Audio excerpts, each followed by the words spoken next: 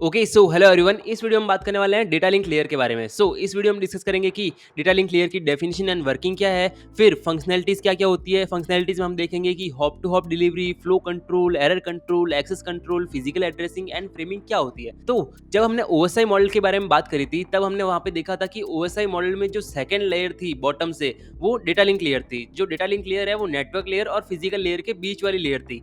तो इसके basic function की अगर हम बात करें यहाँ पे देखें तो यहाँ पे क्या बेसिक फंक्शन था इसका, नेटवर्क लेयर से डेटा को लेना और फिर फिजिकल लेयर में डेटा को प्रोवाइड करना। ये इसका बेसिक फंक्शन था। और क्या बेसिक फंक्शन था कि जो हमारा नेटवर्क है उसमें डेटा ट्रांसमिशन को इनेबल करना। ये इसका बेसिक फंक्शन है डेटा लिंक लेयर का।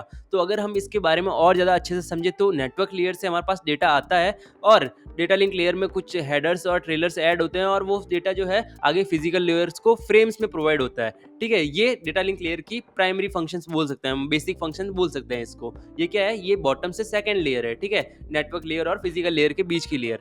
ठीक है, अगर हम बात करें कि डेटा लिंक लेयर करती क्या है, तो डेटा लिंक लेयर जो है अगर हम ऐसे देखें, हमारे पास स्क्रीन पे एक एग्जांपल है जहाँ पे हमने नेटवर्क ए और नेटवर्क बी ले रखा है। ठीक है, बट अगर हम बात करें यहाँ पे हमें कम्युनिकेशन करना है। ठीक है, यहाँ पे हमें हॉप टू हॉप कम्युनिकेशन करना पड़ेगा। अब यहाँ पे एक कंप्यूटर की टर्म आ गई हॉप टू हॉप। ठीक है, अब आपको इस टर्म से घबराने की जरूरत नहीं है। हॉप टू हॉप का मतलब क्या है यहाँ पे, अगर हॉप टू हॉप का हम मतलब की बात करें तो हॉप क्या है, यहाँ पे स्क्रीन पे आपको जितने भी डिवाइसेस दिख रहे हैं A1 A2 A3 A4 R1 R2 B1 B2 B3 and B4, ये सारे हॉप्स है। यानी कि हॉप्स कुछ नहीं है, हॉप्स इन डिवाइस को ही बोल रहे हैं हम। ठीक है, यानी कि कंप्यूटर नेटवर्क्स में जो सारे डिवाइसेस हम देखते हैं उनको हम हॉप्स बोल सकते हैं। ठीक है, हॉप्स या नोड्स। ठीक है, तो हॉप टू हॉप कम्युनिकेशन हमें इनेबल करना है। तो सबसे पहले तो कम्युनिकेशन कैसे होता है डेटा लिंक लेयर में, हमने देखा कि डेटा लिंक लेयर जो है वो मैक एड्रेस पे उसमें काम करता है। ठीक है, हम यहाँ पे अगर नेटवर्क ए की बात करें, ठीक है, तो जैसे कि A1 को A4 से यहाँ पे कम्युनिकेशन करना है तो वो कैसे करेगा, वो मैक एड्रेस के थ्रू कर सकता है। क्यों? क्योंकि ये सिमिलर नेटवर्क में है। बट जब हम बात करते हैं इंटरनेट की, ठीक है, जब हम बात करते हैं इंटरनेट की, तो इंटरनेट क्या है, इंटरनेट है कलेक्शन ऑफ नेटवर्क्स, यानी कि कलेक्शन ऑफ डिफरेंट नेटवर्क्स। तो यहाँ पे जब हमारे पास दो नेटवर्क्स की बात आ गई, तब तीन नेटवर्क्स की बात आ गई, मल्टीपल नेटवर्क्स की बात आ गई, तब हम डेटा लिंक लेयर का यूज करके डायरेक्ट कम्युनिकेशन नहीं कर सकते। बट हम डेटा लिंक लेयर का hop to hop communication use करके हम उसके कम्युनिकेशन कर सकते हैं। कैसे?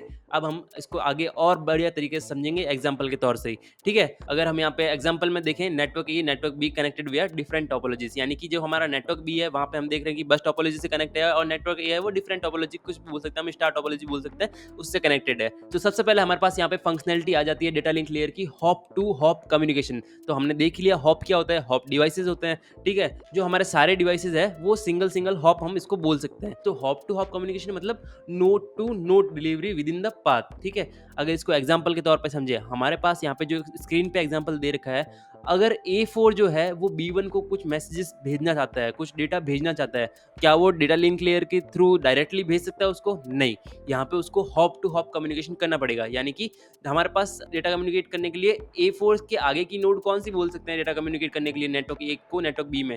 R1, जो हमारा राउटर R1 है वहाँ पे, यानी कि इमीडिएट नेक्स्ट नोड, यानी कि इमीडिएट नेक्स्ट नोड कौन होगी? A4 से R1 कम्युनिकेट होगा। यानी कि यहाँ पे हॉप टू हॉप कम्युनिकेशन क्या हो गया? A4 to R1।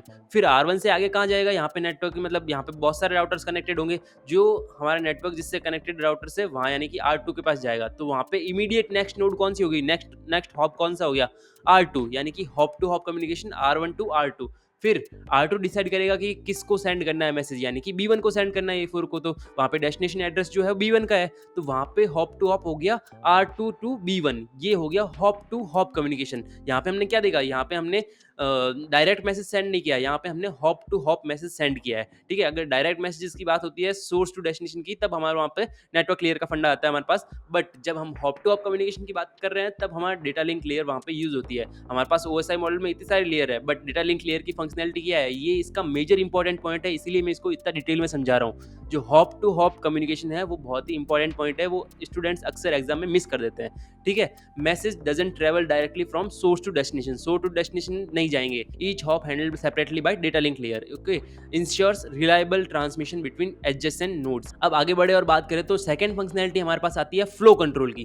Flow control क्या है? नाम से ही पता चल रहा है कि यार कुछ तो फ्लो का सीन होगा, डेटा का फ्लो हो जाएगा, ओवरफ्लो हो जाएगा कुछ तो। ठीक है, तो तो फ्लो कंट्रोल क्या है? Control the rate at which data is sent between nodes, यानी कि जो हम नोड्स के बीच में डेटा सेंड कर रहे हैं वो किस स्पीड से कर रहे हैं, कितने कितने हमारा डेटा जो है पैकेट सेंड कर रहे हैं। तो ये फ्लो कंट्रोल के अंडर आता है। हमें यहाँ पे क्या करना है? हमें यहाँ पे फ्लो कंट्रोल करके मैसेजेस को रोकना है। जैसे कि A4 की एक कैपेसिटी अलग होगी मैसेज रिसीव करने की, R1 की अलग होगी, B1 की अलग होगी, ये सब फ्लो कंट्रोल के अंदर आएगा। तो यहाँ पे हमारे पास प्रॉब्लम सिनेरियो क्या है? यहाँ पे हमारे पास A4 जो है वो लगातार मैसेज सेंड कर रहा है R1 को। तो क्या हो गया R1 के पास? R1 के पास बहुत सारे मैसेजेस हो गए। तो बहुत सारे मैसेज हुए तो उसका क्या हुआ? बफर फुल हो गया। ठीक है, तो बफर फुल होगा तो जो पुराने मैसेजेस है वो डिलीट हो सकते हैं। तो यहाँ पे हमारा क्या हो गया? यहाँ पे हमारे पास डेटा लॉस हो सकता है। तो इसका सॉल्यूशन क्या है? इसका सॉल्यूशन है हमें फ्लो कंट्रोल मैकेनिज्म यूज करना पड़ेगा। ठीक है, क्योंकि अगर फ्लो कंट्रोल नहीं करेंगे तो हमारे पास डेटा लॉस हो जाएगा। अगर हम फ्लो कंट्रोल के मैकेनिज्म की बात करेंगे तो हमें यहाँ पे कुछ एल्गोरिथम देखने को मिलेंगे जो हम आगे आने वाली वीडियोस में बहुत अच्छे से डिस्कस करेंगे। स्टॉप एंड वेट प्रोटोकॉल आता है हमारे पास, फिर गो बैक एंड प्रोटोकॉल आता है हमारे पास, सेलेक्टिव रिपीट प्रोटोकॉल आता है हमारे पास, जो कि फ्लो कंट्रोल के लिए हमें हेल्प करते हैं। अब आप बोलोगे कि यार ट्रांसपोर्ट लेयर में भी फ्लो कंट्रोल को यूज करते हैं हम, बट मैंने क्या बोला यहाँ पे? डेटा लिंक लेयर जो है वो हॉप टू हॉप कंट्रोल करेगी फ्लो कंट्रोल की। मतलब जब A4 R1 को मैसेज भेजेगा तब वहां पे डेटा लिंक लेयर चेक करेगी तो R1 की कैपेसिटी कितनी है, फिर R1 जब R2 को करेगा तब R2 भी चेक करेगी डेटा लिंक लेयर, फिर B1 भी चेक करेगी। ठीक है, बट ट्रांसपोर्ट लेयर क्या करेगी? ट्रांसपोर्ट लेयर डायरेक्टली चेक करेगी कि जब A4 B1 को मैसेज भेजना चाहता है तो B1 की कैपेसिटी कितनी है, वहां पे वो end to end flow control check करेगी। ठीक है, तो डेटा लिंक लेयर में controls flow at each intermediate node and transport layer में control flow at final destination. ये क्या हो गया? ये डेटा लिंक लेयर और ट्रांसपोर्ट लेयर हम दोनों में क्यों यूज करते हैं फ्लो कंट्रोल का मैकेनिज्म? ये डिफरेंस हो गया इन दोनों के बीच में, क्योंकि डेटा लिंक लेयर जो है वो हॉप टू हॉप करेगी और ट्रांसपोर्ट लेयर जो है वो end to end flow control करेगी।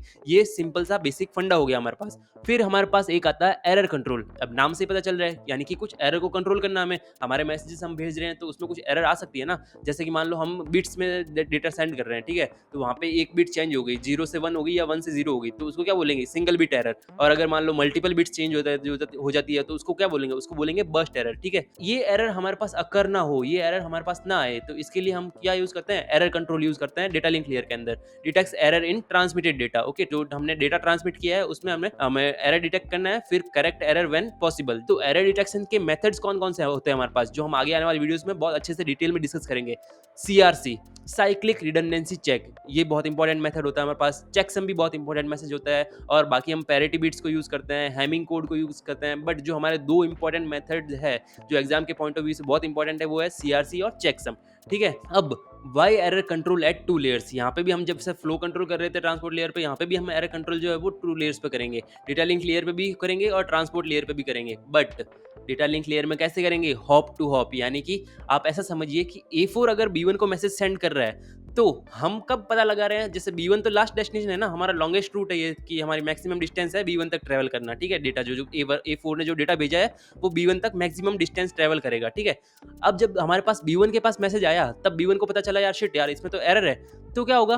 तो B1 उसको एक्नॉलेजमेंट भेजा कि यार आपकी जो मैसेज है उसमें एरर है, तो A4 को वो वापस मैसेज सेंड करना पड़ेगा। मतलब हर जो कंडीशन है उसमें A4 को तो मैसेज वापस सेंड करना ही पड़ेगा, एरर है उसमें। तो कैसा हो हमें एरर पहले ही पता चल जाए, B1 पे ना पता चल के हमें R1 पे ही पता चल जाए, R2 पे ही पता चल जाए। तो डेटा लिंक लेयर जो है वो hop to hop error control करेगी, जबकि ट्रांसपोर्ट लेयर है वो एंड टू एंड, यानी कि B1 पे जाएगा तब वो चेक होगा। ठीक है, तो जब A4 करने R1 को मैसेज भेजा, R1 को पता चल गया वहाँ पे एरर है कुछ मैसेज में, तो R1 ने बोला A4 को कि नहीं भाई आप तो मैसेज आप वापस भेजो क्योंकि आपके मैसेज में है एरर। तो यहाँ पे क्या हो गया? यहाँ पे हमारे पास इफिशियंसी बढ़ गई। ठीक है, अब आप बोलोगे ट्रांसपोर्ट लेयर पे क्यों करते हैं फिर हम? ट्रांसपोर्ट लेयर जैसे मान लो कि हमने यहाँ पे सारा एरर चेक किया, वहाँ पे चेक नहीं हुआ, और जाके B1 के पास जब मैसेज पहुंचा तब हमें पता चला कि हाँ, तब हमारे पास क्या होगा? वो एक बैकअप के तौर पे काम किया हमने। ठीक है, जब हमारा पूरा सोर्स टू डेस्टिनेशन पाथ हो गया उसके बाद हमने चेक किया। ठीक है, तो ये हमारा एज अ बैकअप काम किया ट्रांसपोर्ट लेयर पे, इसीलिए हम एरर कंट्रोल को 2 लेयर्स पे यूज करते हैं, डेटा लिंक लेयर और ट्रांसपोर्ट लेयर पे। ठीक है, नेक्स्ट हमारे पास आ जाता है एक्सेस कंट्रोल। एक्सेस कंट्रोल, अब बाकी सब तो नाम से पता चल रहे थे, फ्लो, हाँ कोई फ्लो कंट्रोल करना है, उसमें एरर कंट्रोल करना है। एक्सेस कंट्रोल में क्या एक्सेस कंट्रोल करना है? अगर हमारे पास स्क्रीन पे हम एग्जांपल देख रहे हैं नेटवर्क ए और नेटवर्क बी, अगर मैं नेटवर्क बी की इंडिविजुअली बात करूं तो हमारे पास नेटवर्क बी जो है बस टोपोलॉजी में कनेक्टेड है। ठीक है, बस टोपोलॉजी हमने वीडियोस में पढ़ रखा है क्या होती है। ठीक है, तो जब नेटवर्क बी में B4 जो है वो मैसेज सेंड करना चाहता है और उसी टाइम पे अगर B1 सेंड करना चाहता है तो वहां पे क्या होगा? वहां पे होगा कॉलिजन होगा। क्यों कॉलिजन होगा? क्योंकि वहाँ पे कोई ऐसा डिसाइड करने वाला सॉफ्टवेयर नहीं है कि हाँ ये जो है वो हमें रोकना पड़ेगा मैसेज क्योंकि बी4 सेंड कर रहा है। तो यहाँ पे हमें एक्सेस कंट्रोल मेथड्स यूज़ करने पड़ेंगे। एक्सेस कंट्रोल मेथड्स में सबसे इंपॉर्टेंट हमारे पास आता है सीएसएमए सीडी, ठीक है? और उसके बाद जब और भी बहुत सारे मेथड्स होते हैं, अलोहा प्रोटोकॉल जिसमें प्योर अलोहा आता है, स्लॉटेड अलोहा आता है, टोकन बेस्ड मेथड आता है जिसमें हमारे पास टोकन रिंग्स आती है, टोकन बस आते हैं। तो ये सारे एक्सेस कंट्रोल के मेथड्स है। एक्सेस कंट्रोल का मतलब क्या है?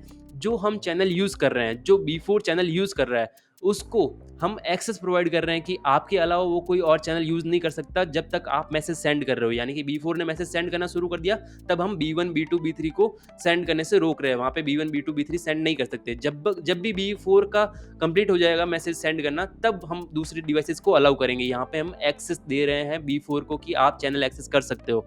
तो ये एक्सेस कंट्रोल होता है। एक्सेस कंट्रोल मेथड्स हमने देखे, सीएसएमए सीडी, इनके बारे में हम आने वाले वीडियोज़ में और बहुत अच्छे से बात करेंगे, ठीक है? अब अगर हम बात करें नेक्स्ट फंक्शनैलिटी की, तो नेक्स्ट फंक्शनैलिटी हमारे पास आती है मैक एड्रेसिंग की। अब मैक एड्रेसिंग क्या है? हमने पहले भी पढ़ा कि डेटा लिंक लेयर में जो है मैक एड्रेस काम करता है। मैक एड्रेस मतलब 48 बिट का एड्रेस होता है हमारे पास, जो कि फिक्स्ड एड्रेस होता है, परमानेंट एड्रेस होता है हमारे पास, ठीक है? तो MAC address don't contain network routing information and can not be used for inter network communication, ठीक है? ये किसके लिए परफेक्ट है? ये इंट्रा नेटवर्क कम्युनिकेशन लिए परफेक्ट है। इंट्रा नेटवर्क क्या होता है? जैसे अभी मैंने बात करी कि नेटवर्क बी में हमने देख रहे थे कि बी4 को कुछ सेंड करना है, बी1, बी2, बी3 को मैसेज, ठीक है? तो इसका जो है ये एक ही नेटवर्क है। एक ही नेटवर्क के अंदर मैक एड्रेस से काम चल जाता है। अगर डिफरेंट नेटवर्क है तो वहाँ पे आईपी एड्रेस का फंडा सामने आता है। अगर एक नेटवर्क है तो वहाँ पे मैक एड्रेस से काम चल जाएगा, वहाँ पे डेटा लिंक लेयर के थ्रू हम कम्युनिकेशन कर पाएंगे, यानी कि इंट्रा नेटवर्क कम्युनिकेशन हो सकता है मैक एड्रेसिंग के थ्रू, ठीक है? Each network card has unique MAC address. जो हमारी हर एक मशीन है उसका यूनिक मैक एड्रेस होता है। एक जो वेंडर है आपको दो सिमिलर मैक एड्रेस प्रोवाइड नहीं कर सकता, ये इलीगल होता है, ठीक है? आप दो डिफरेंट वेंडर से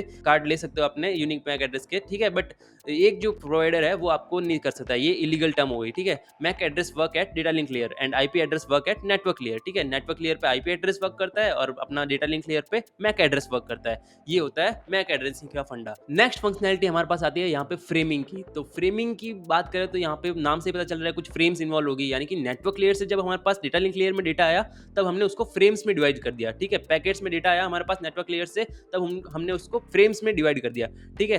तो हमने क्या किया? हमने यहाँ पे कुछ हेडर्स लगाएंगे, हम यहाँ पे कुछ ट्रेलर्स लगाएंगे लेयर के अंदर, ठीक है? तो यहाँ पे हमने इनकैप्सुलेट पैकेट्स इनटू फ्रेम्स, पहले तो यहाँ पे फ्रेम्स में कन्वर्ट किया, फिर आउटपुट क्या आया? Frame send to physical layer. जो हमने फ्रेम्स बनाई वो हमने फिजिकल लेयर को ट्रांसफर कर दी, ठीक है? इसी प्रोसेस में हमने क्या किया? हेडर और ट्रेलर को इंक्लूड किया, ठीक है? हेडर क्या करता है? हेडर कंट्रोल करता है अपना information for the receiving node. Receiving node जो है उसकी इन्फॉर्मेशन कंट्रोल करता है। और ट्रेलर क्या करता है? ट्रेलर जो हमारा एरर डिटेक्शन कोड्स है, एंड ऑफ फ्रेम्स मार्कर्स है, इनको ट्रेलर कंट्रोल करता है। अगर हेडर और ट्रेलर को आप ऐसे समझिए, कोई भी एक ट्रेन होती है तो ट्रेन का जो इंजन है वो एक हेडर के तौर पे काम करेगा, और जो लास्ट वाला जो कैबिन है जिसमें एक वो बैठा होता है टीटी और वो हरी झंडी करता है, वो ट्रेलर के रूप में काम करेगा, ठीक है? और जो हमारा पेलोड है, पेलोड मतलब डेटा जो है वो फ्रेम्स में है, जो बीच वाले डब्बे है वो फ्रेम्स के तौर पे रिएक्ट करेंगे। तो ऐसे हम इसको समझ सकते हैं, इज ट्रेन के एग्जांपल से, ठीक है? इसका पर्पस क्या है? Reliable hop to hop delivery है। फ्रेमिंग के एडवांटेजेस की अगर हम बात करें तो इसकी रिलायबिलिटी बहुत हाई होती है, एरर डिटेक्शन, फ्लो कंट्रोल और सिंक्रोनाइजेशन, ये इसके एडवांटेजेस हो गए। फिर अगर हम समरी के तौर पे बात करें इस वीडियो की, तो यहाँ पे हमने देखा flow control, error control, access control, MAC addressing, framing, but ये जो सारे हम काम करेंगे ये हॉप टू हॉप डिलीवरी में काम करेंगे डेटा लिंक लेयर में। ये बहुत ही इंपॉर्टेंट पॉइंट है, hop to hop, never direct end to end और source to destination. Hop to hop ही कम्युनिकेशन होगा डेटा लिंक लेयर के अंदर, ठीक है? अगर इसको हम बेहतर एग्जांपल से समझे तो हमारे पास एक जो ट्रेन है वो दिल्ली से मुंबई जा रही है, ठीक है? अगर क्या ये डेटा लिंक लेयर की ये जिम्मेदारी है कि वो दिल्ली से डायरेक्ट मुंबई पहुंचा दे? नहीं। दिल्ली से नेक्स्ट अगला स्टेशन कौन सा है? मान लीजिए आगरा है, तो दिल्ली से आगरा पहुंचाने की जिम्मेदारी किसकी है? डेटा लिंक लेयर की। फिर आगरा से ग्वालियर पहुंचाने की जिम्मेदारी किसकी है? डेटा लिंक लेयर की। फिर ग्वालियर से मुंबई की तरफ नेक्स्ट स्टेशन कौन सा आ रहा है? उसकी जिम्मेदारी किसकी है? डेटा लिंक लेयर की। डायरेक्ट नहीं पहुंचाएगी, बट हाँ station to station, hop to hop communication within the networks, primary operation scope. Okay, ये क्या हो गई? ये इसकी समरी हो गई। तो ये पॉइंट आपको इंपॉर्टेंट याद रखना है, हॉप टू हॉप डिलीवरी होती है डेटा लिंक लेयर में। तो इस वीडियो के लिए बस इतना ही, मिलता है मैं आपको नेक्स्ट वीडियो में, तब तक के लिए बाय बाय।